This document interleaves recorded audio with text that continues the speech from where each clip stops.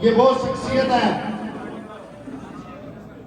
जिन्होंने अपने समाज के लिए ऐसे से कार्य किए, ऐसे से कलंकों को धोया है। इनसे बड़ी हस्ती शायद आज के युग में राजपूत समाज में उत्पन्न होना बड़ा मुश्किल है। साथियों, जिस वक्त हमारी कौम पर अत्याचार हुआ, अत्याचार ही नहीं कहूंगा बल्कि नरसंहार हुआ, दिल्ली में बैठे थे बहुत से राजपूत, सारे चुप बैठे थे, जवाब देने वाला कोई नहीं रहा। बड़े बड़े बदमाश भी जहां मुंह में दही जमाए बैठे थे, वहां शेर सिंह राणा ने जब अपनी कौम का कलंक धोया। धन्य है वो जनने वाली माई जिसने राजपूती बीज बोया। उस काम को धोया, उसके बाद जेल गए। जब जेल में थे तो उस टाइम ही कंधार हाईजैक हुआ था, तो हमारे विदेश मंत्री थे यशवंत सिंह जी, वो वहां पे गए थे अफगानिस्तान। उन्होंने वहां पे देखा कि पृथ्वीराज चौहान जो हमारे अंतिम हिंदू सम्राट कहे जाते हैं, उनकी जो कब्र बनाई हुई है मुस्लिम लोगों ने, वहां उसका अपमान किया जाता था। तो उन्होंने यहाँ पे आके बात रखी जो यशवंत सिंह जी ने। तो उसके बाद क्या हुआ, हमारी सरकार कुछ नहीं कर सकी। बड़े से बड़े हमारे राजे महाराजाओं के परिवार भी है, बड़े से बड़े एक से एक चेहरा पड़ा है, हमारे समाज का भी राजनीति में भी है, किसी ने उसकी तरफ कोई ध्यान नहीं दिया। तो भाई साहब ने अंदर बैठे बैठे इस चीज के बारे में सोचा और अपने भाइयों के साथ, शेर सिंह भाई के साथ साथ हर वो भाई जो शेर सिंह भाई का सहयोगी रहा है, हर वो भाई बधाई का पात्र है। तो भाई ने योजना की, तिहाड़ जेल को ब्रेक करके भाई साहब अफगानिस्तान पहुंचे और क्षत्रिय सम्राट के हिंदू समाज का एक जो हमारा सिरमौर है पृथ्वीराज चौहान जी की अस्थियां लेकर हमारे देश में वापिस आए। आदरणीय भाई शेर सिंह राणा जी, गाँव के बुजुर्गों, नौजवानों, आसपास से आए हुए मेरे साथियों और प्यारे बच्चों, मैं अपनी तरफ से, अपने गांव की तरफ से, अपने इलाका की तरफ से शेर सिंह राणा जी का खम्बड़ गांव में पहुंचने पर हार्दिक स्वागत करता हूं। करते हैं जैसा मेरा विवेक है, मैंने उनको समझा है। शेर सिंह भाई एक रात मेरे पास रुके थे, मेरी उनके साथ 1:30 बजे तक यही वार्ता होती रही। मैं भी किसी सामाजिक संगठन में काम करता हूँ और यमुनानगर जिले का अध्यक्ष भी हूँ, तो उस नाते से मेरे मन में भी कुछ जिज्ञासाएं थी और अन्य तरह के प्रश्न भी थे, और वो सभी प्रश्न मैंने धीरे धीरे उनके आगे रखे और उन्होंने वो स्पष्ट किए। जो शेर सिंह भाई का जो मुद्दा है, वास्तविकता राजनीति नहीं है, राजनीति माध्यम है। सिर्फ मुद्दा समाज को जागृत करना ही है, जैसा मैं समझा हूं। और लोग समझते हैं कि शेर सिंह भाई राजनीति करते हैं, बिल्कुल नहीं है। शेर सिंह भाई राजनीति नहीं करते हैं, वो अपने सोए समाज को जगाने के लिए उठे हैं। और ऐसा व्यक्ति हमारे बीच में सिवाय परमात्मा की किसी इच्छा के अपने आप प्रकट नहीं हो सकता। ये एक किसी व्यक्ति की बात नहीं है, ये परमात्मा के द्वारा ही हमारे बीच में भेजे हुए व्यक्ति है। इसलिए हमें शेर सिंह भाई को सुनना चाहिए। अभी जैसे हमारे भाई बोल के गए हैं कृष्ण राणा जी, उन्होंने भी कहा है, शेर सिंह राणा ने कहा है कि हमारा एक झंडा और एक डंडा।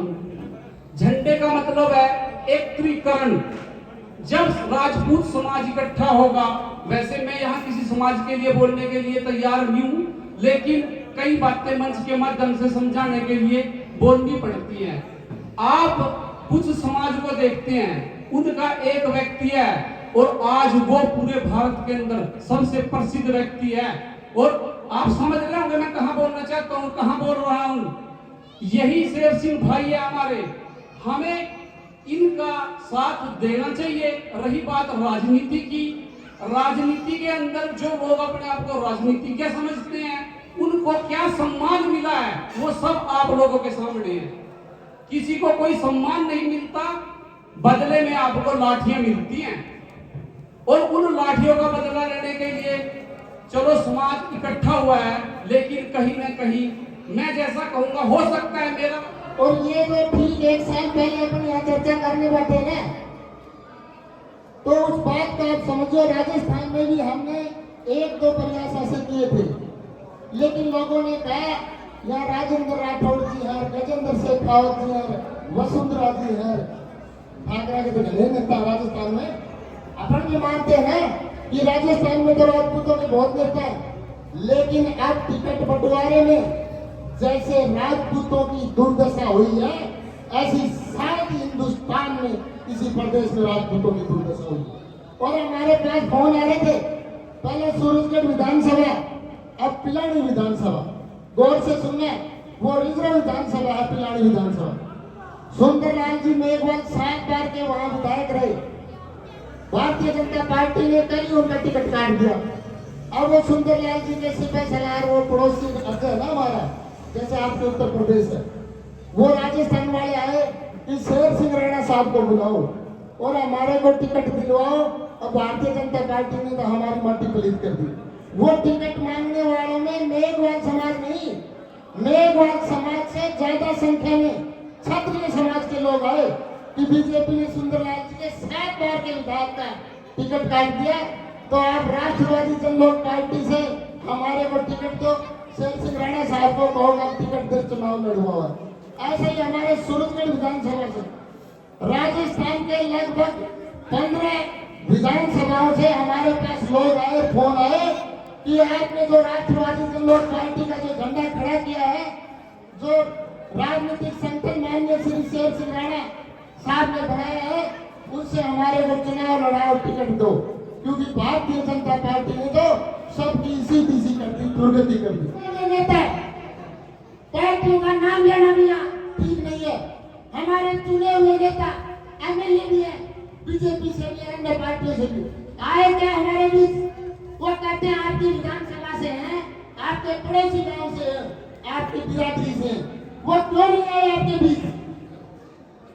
ये पर्सन उनसे होना चाहिए ना, लेकिन पर्सन आप कहते हो आपके बीच कौन है? आपके बीच वो है जिसने आपके लिए अपने जीवन के पवित्र 16 साल जेल में बिताए, जिसने आपके लिए अफगानिस्तान तक भूखे रहे, भूखी सूखी रोटियां खाई, वो जाएगा आपके बीच। तो उस महान व्यक्ति को आप भूल ना जाना, नहीं तो ये कड़ी छूट जाएगी, दूसरों को याद में कड़ी पकड़ानी हो पावर को नहीं। जैसे कि मैंने अभी कहा ना, 350 सालों में ऐसा कोई व्यक्ति राजपूत नहीं, अन्य किसी कौम और धर्म में नहीं हुआ।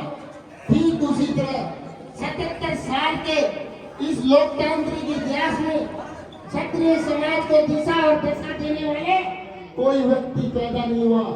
एक व्यक्ति ने ये अगुवाई की है, ये विचार लेके आया है कि किस तरह से हमारा झंडा, हमारा राजनीतिक एजेंडा होना चाहिए। राणा जी को पगड़ी पहनाने के लिए अपने गांव से ठाकुर विक्रम सिंह सरपंच, एक्स सरपंच थंबड़, राजवीर सिंह जी पूर्व सरपंच थंबड़, जंगवीर चेयरमैन जी, रणजोर राणा जी, महावीर राणा जी, देवी सिंह राणा जी, भूषण राणा बराड़ा, जय सिंह राणा जी, सुभाष राणा जी, कंवर सिंह जी, दिलबाग फौजी राणा, जसवंत सिंह जी मास्टर, करण सिंह लिल्लू, नरेंद्र प्रताप राणा, तरसेम राणा पायलट्स, कुलदीप, राम कुमार राणा सरदार।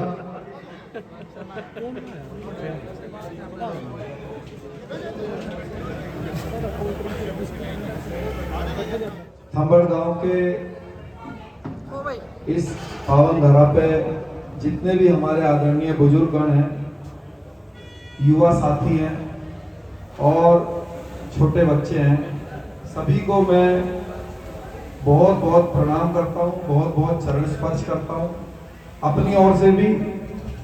और जो मेरे साथ मेरे साथीगण आए हैं, जिनके सभी के नाम लेना तो संभव नहीं है, लेकिन मुख्य रूप से हमारे राकेश तंवर जी, महेंद्र सिंह जी करनाल से, युधिष्ठिर सिंह जी, मोहर सिंह जी और हमारे सिसोदिया साहब, हमारे परवीन चौहान जी, हमारे डॉक्टर साहब, हमारे चौहान साहब, हमारे महेश सिसोदिया जी और भी जितने हमारे सब साथी हैं, सब हमारे बेदी राणा जी, हमारे पिंटू भाई, वैसे तो वो आप ही के बराड़ा की है, लेकिन तो मैं सभी की तरफ से आपको बहुत धन्यवाद करता हूँ। देखिए, मैं ज़्यादा समय नहीं लूँगा, आपने इतना प्रेम, इतना मान सम्मान दिया, और मेरा सौभाग्य है कि आज इसी पंचायत स्थल पे जो है, इससे पहले भी अगर आपको याद हो, मुझे अच्छे से याद है, रात के समय मुझे सौभाग्य मिला था यहीं पर आने का, और आपने इसी प्रकार से ऐसे ही आशीर्वाद दिया था भारी संख्या में इकट्ठे होके, और तब से ही लगातार हम समाज के रूप में क्या अच्छे से अच्छा हो सकता है सामाजिक रूप से इस काम में लगे हुए हैं। मुझसे पहले जो हमारे वक्तागण थे, उन्होंने आपके सामने अपनी बातें रखी, उसमें अपने झंडा, अपना डंडे की भी बात रखी, और आपको जो इस समय समाज के साथ स्थिति बनी हुई है, समस्याएं बनी हुई हैं, चाहे वो बेरोजगारी की हो युवाओं में, चाहे वो इतिहास चोरी की हो, और भी अनेक समस्याएं हैं जो हमारे समाज में लगातार बनी हुई हैं। आपको अच्छे से मालूम है कि 19 जुलाई को कैथल के अंदर हमारे बुजुर्गों के ऊपर लाठीचार्ज हुआ, और मैं भी वहां पे शामिल था। हम पर भी लाठीचार्ज हुआ, कस्टडी में लिया, आंसू गैस के गोले छोड़े, और उसके बाद समाज में एक संदेश गया कि भाई अब हम इतिहास चोरी नहीं होने देंगे, और उसके लिए, उस आंदोलन को आगे बढ़ाने के लिए समाज की ही आपस में एक चर्चा करके कुछ लोगों की कमेटी बनी, और ये तय किया कि अपनी ताकत को और ज्यादा अच्छे से दिखाने के लिए हम लोग एक बड़ा आयोजन सब लोग मिलके करेंगे, और हम सब लोगों ने मिलके कैथल में उसी स्थान पर, उसी जगह पर एक भव्य बड़ा कार्यक्रम भी अभी पीछे ही किया गया। देखिए, वो एक सामाजिक कार्यक्रम था, और बाद में हमारे जो कुछ युवा साथी हैं, हमारे पिंटू भाई ने भी बोला कि भाई हम राजनीति नहीं करते, हम सामाजिक या समाज की बात करते हैं। तो इसमें मैं अपनी ओर से एक स्पष्टीकरण देना चाहता हूं। आप मेरे बुजुर्ग हैं, युवा हैं, आप खुद ये तय कीजिएगा।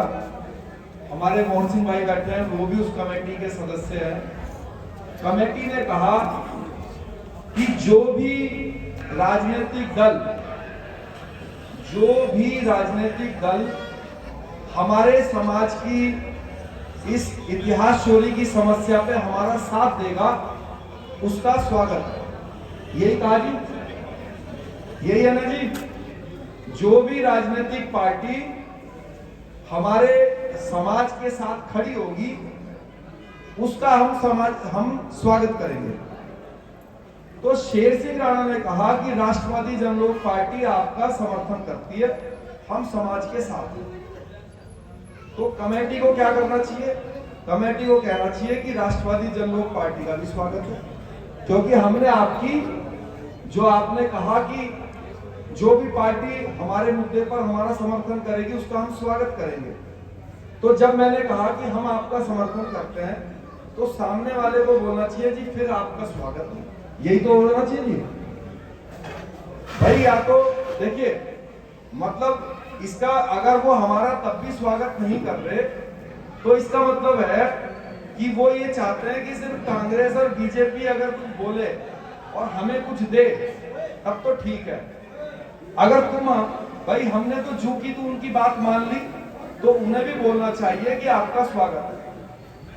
अगर हम ये कहें कि भाई इससे समाज की बात रखने से वो समाज या वो बिरादरी हमसे नाराज हो जाएगी, तब तो वो ये बोल सकते हैं कि भाई राजनीति कर रहे हो राणा जी, आप तो समाज के साथ खड़े नहीं हुए। लेकिन शेर सिंह राणा, राष्ट्रवादी जनलोक पार्टी और उसका हर व्यक्ति, यहां तक कि जो हमारी पार्टी से गुर्जर समाज के हमारे भाई जुड़े हुए हैं, मैं नाम समेत बता देता हूं, हमारी पार्टी से राजवीर सिंह गुर्जर है, जो मेरे बहुत साथी भी हैं और हमारी पार्टी के राष्ट्रीय सचिव भी हैं, तो उन्होंने भी कोई विरोध नहीं किया, क्योंकि पार्टी ने जब पूरा समर्थन दिया तो इस पार्टी के अंदर चाहे कोई दलित भाई हो, कोई राजपूत भाई हो, जाट भाई हो, क्योंकि 36 बिरादरी है हमारे साथ, लेकिन हमने फिर भी अपने समाज के हर मुद्दे पर डट के खुलेआम खड़े हुए कि नहीं। तो फिर समाज का भी फर्ज है कि भाई जब पार्टी समाज के हर मुद्दे पर खड़ी है तो समाज भी कहे कि हाँ भाई इस पार्टी का स्वागत होना चाहिए, नहीं होना चाहिए। और जो हार को दिखती है, जो आपको भी दिखती है, आप ये सोच रहे होंगे राणा जी आप कैसी बात कर रहे हैं, बाबर से तो महाराणा सांगा हार गए, तो वो जो महाराणा सांगा हारे हुए दिखते हैं वो महाराणा सांगा नहीं हारे, वो कौन हारा और क्यों हारा वो मैं बताता हूं, जिससे कि आप अभी भी आप बिना हारे क्यों हार रहे हैं ये आपको पता चल जाए। देखिए हमारे जो पूर्वज है, अभी दशहरा गया 10 दिन पहले, दशहरे पर मैं महेंद्रगढ़ में था इनके यहाँ दशहरे पूजन पे, तो तलवारों की पूजा हो रही थी, आपके भी गांव में हुई होगी। और हम तलवार की पूजा क्यों करते हैं, क्योंकि तलवार जो है वो सत्ता का सूचक है। उस तलवार को जब हम पूछते हैं तो वो इसलिए पूछते हैं मन में ये सोच के कि इससे हमारे पूर्वजों ने हजारों या लाखों वर्षों तक सत्ता स्थापित करी, और जो सत्ता स्थापित हुई उससे 36 बिरादरी के लिए काम भी किया, दूसरों के अधिकारों की रक्षा करी। और जब आप दूसरों के अधिकारों की रक्षा करेंगे अपने अधिकार खुद ब खुद सुरक्षित होंगे। तो हजारों वर्षों तक, चाहे वो महाभारत काल रहा हो, रामायण काल रहा हो, चाहे वो चंद्रगुप्त मौर्य का काल रहा हो, और चाहे वो उससे आगे तक रहा हो, हजारों वर्षों तक तलवार के दम पे राजपूत समाज ने राज्य स्थापित किया। लेकिन फिर अफगानिस्तान से या ईरान से मुगल शासक आए। अब एक तरफ आपके जैसे हमारे जो पूर्वज थे, थंबड़ के भी होंगे महान पूर्वज, क्योंकि हरियाणा तो सेंटर रहा लड़ाई का, तो हमारे जो महान पूर्वज थे वो तलवार लेकर ऐसे खड़े रहे, 50,000, 1 लाख, 2 लाख की संख्या में तलवार लेके खड़े रहे। और बाबर अपने साथ लाया तोप, वो तोप खड़ी थी 1 किलोमीटर दूर या 500 मीटर दूर।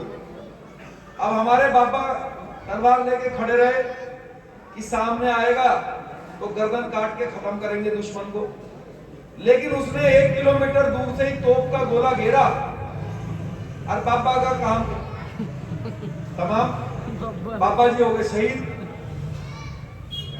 तो अब मुझे ये बताओ कि बाबा जी की बहादुरी में कोई कमी थी?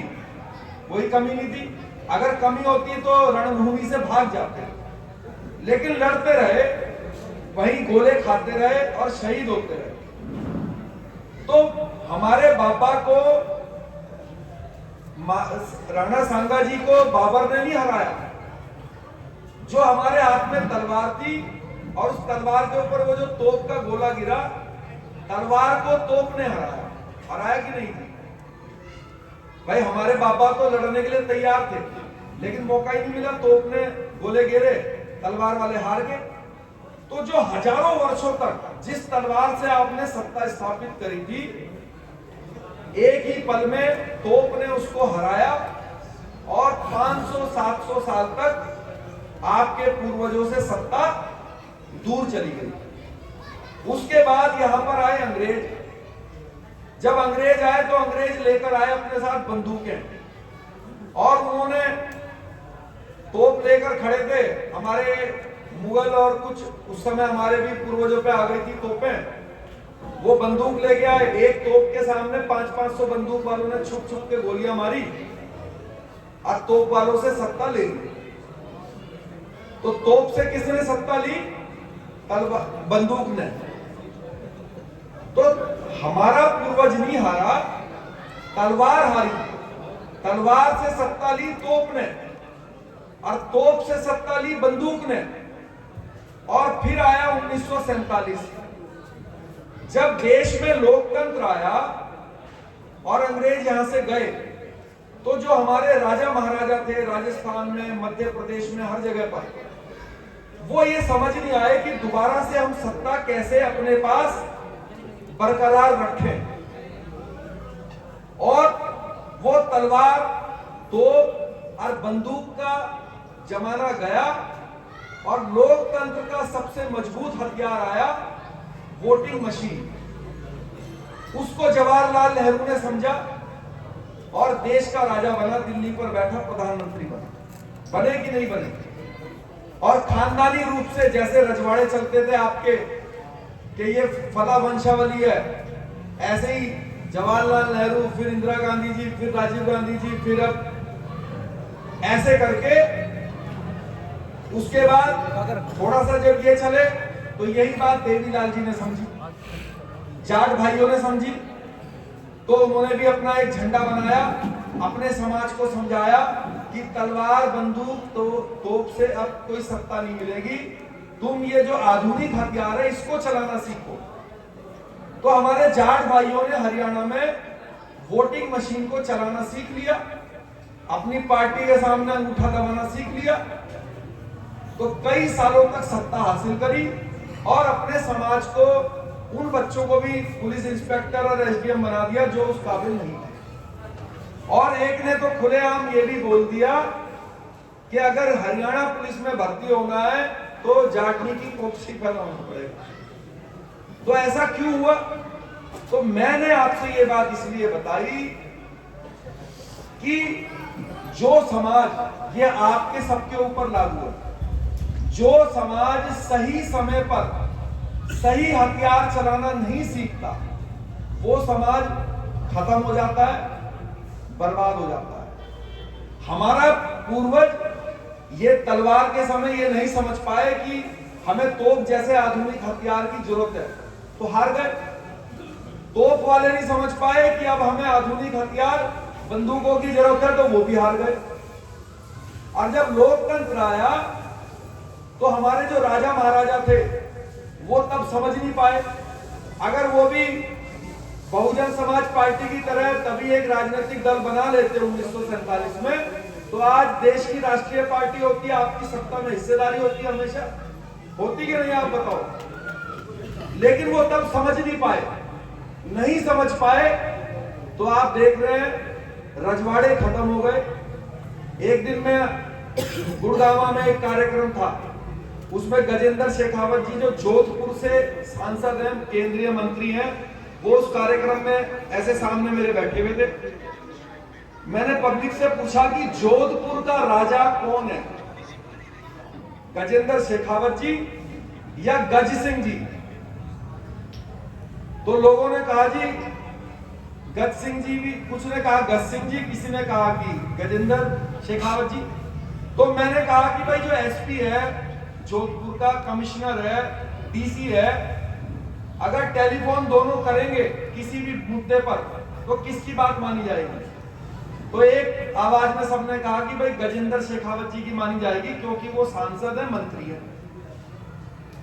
तो अब आप खुश होते रहो, राजा साहब राजा साहब, राजा साहब की बात तो सिपाही नहीं सुनता, थाने का सुनता है, क्योंकि लोकतंत्र का राजा है विधायक, सांसद, प्रधानमंत्री, मुख्यमंत्री, उन्हीं के हाथ में ताकत है, उन्हीं के हाथ में नौकरियां हैं, उन्हीं के हाथ में योजनाएं हैं। तो मेरा चाहे पूरा थंबड़ गांव वोट ना दे, एक भी वोट ना दो आप पूरे गांव में 24 में, तो क्या आपका विधायक नहीं बनेगा या सांसद नहीं बनेगा? बनेगा। अगर आप वोट, वैसे भी 40% तो वोट देते ही नहीं, 60% की पोलिंग होती है, तो आपके वोट देने या ना देने से कोई नहीं डरता। अगर आप ये सोचते हो कि ये बोर्ड लगा के कोई डर जाएगा, उनको पता है ये जाएंगे कहां, उनको पता है कि ये जाएंगे कहां। जिस दिन आप ये बोलोगे कि हम यहां जाएंगे, अपना घर जाएंगे, पैरों में ना गिर गए, शेर सिंह राणा का नाम बदल देंगे, मैं गारंटी देता हूं।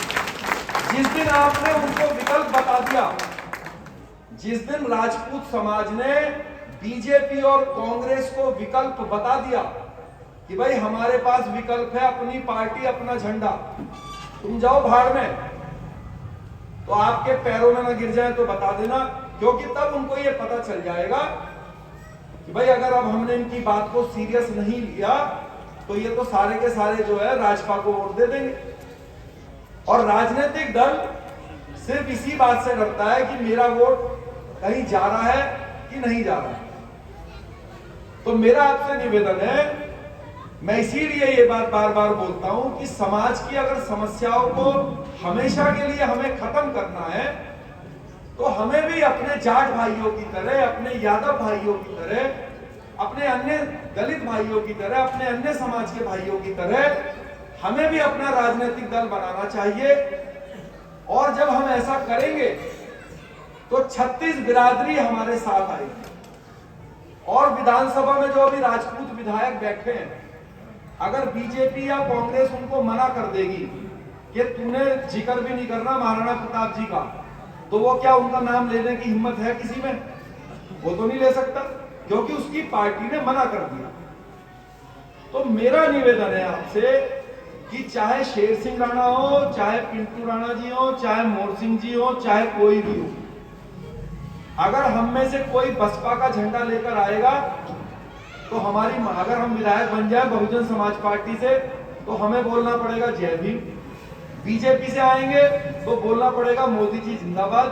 कांग्रेस से आएंगे तो कहेंगे राहुल गांधी जिंदाबाद। जिस पार्टी का झंडा होगा उसकी जय जयकार बोलनी है। तो अगर आप चाहते हो कि आपकी जय जयकार बोले तो आपकी जय जयकार आपकी जो पार्टी होगी उससे जो भी जीतेगा, चाहे वो दलित हो, ब्राह्मण हो, राजपूत हो, जाट भाई हो, गुजर भाई हो, कोई हो, उसको भी आपकी जय जयकार बोलनी पड़ेगी। ये का प्रायवाची, क्षत्रिय का मतलब है राजनीति। आपके पूर्वज क्या काम करते थे मुझे समझाओ। राजपूत लोग क्या काम करते थे? शासन कैसे चलता है? राजनीति से। उन्होंने कहा कि आपका समाज अपने जो धार्मिक पुस्तक में लिखा है, प्रभु श्री कृष्ण जी ने गीता में लिखवाया हुआ है क्षत्रिय का धर्म, आप अपने धर्म से पलट गए। अब आप राजनीति नहीं करते, और राजनीति आप करते नहीं हो इसलिए आप पिछड़ गए। तो मैं आपसे ये कहना चाहता हूं कि जब आप सबके सब लोग राजनीति करोगे तो ऑटोमेटिकली समाज नीति हो जाएगी। कैसे? आप राष्ट्रवादी अपने झंडे पर राजनीति शुरू करो तो 36 बिरादरी आपके साथ आ जाएगी।